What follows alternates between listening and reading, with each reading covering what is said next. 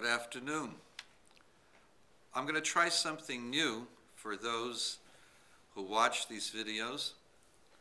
There is a famous book authored by Reb Shneir Zalman known as the Alter Rebbe, who was the greatest thinker of the Hasidic movement.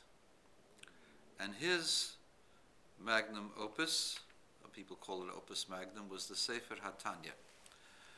And there are many people who teach Tanya, and Tanya on the line, in various forms, being that I spent several years hearing the Tanya from Reb Shlomo Chaim Kesselman, and over the years I have developed a method of understanding the principles of Hasidus. So with your permission, I'm going to have a special section on Tanya. I'm going to do these 8 to 10 minute segments on the Tanya portion of the day. I'm going to start on the portion which is going to be for Tuesday. And I'll get it online, hopefully for tomorrow. And those who wish to study with me can do so, and I appreciate your comments on these videos. Perek Chav Ches, the 28th chapter. As some background, the Tanya is unlike any other document before it, in that the Tanya encapsulates all of the relevant Torah discussions up to his point and illuminates those points and those approaches with the Hasidic approach of the Baal Shem Tov. Now you may say, well, what's the Hasidic approach?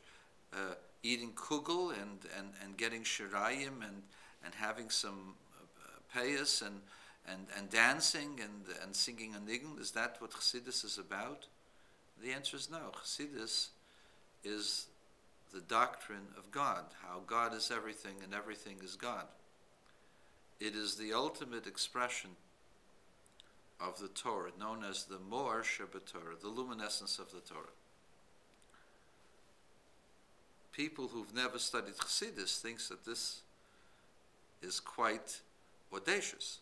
But the truth is that without Chassidus, the other parts of the Torah really have very little basis behind them. And I'll explain that as time goes along. But Chassidus is the essence of Torah. Let me explain.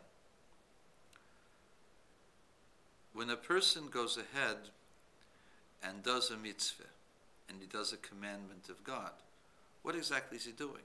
Well, the simple thing is he's worshiping, he's accepting the yoke of God. God commanded us to do the Torah, and we're listening to what he's doing in order that we get rewarded in the next world or in this world also, and avoid punishment in this world and in the next world.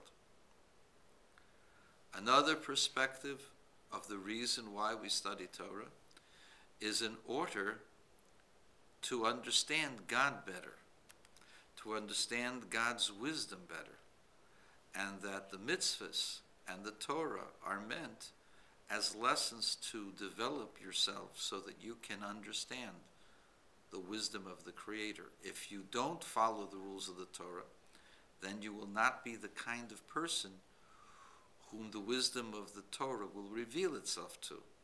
You cannot receive the ultimate wisdom, which is the knowledge of God. You may be able to figure some things out in Torah, but you won't have the knowledge of God if you don't follow the Torah completely. That's a second approach. The third approach, which is the Hasidic approach, is that it's not enough to worry about your own reward and punishment. It's not even enough to do things for others or for God in order to understand the wisdom of God. You have to follow the Torah and the mitzvahs because this fulfills the ultimate purpose of creation as God wants it. In other words, you're doing it because God wants it, because this is God's ultimate desire.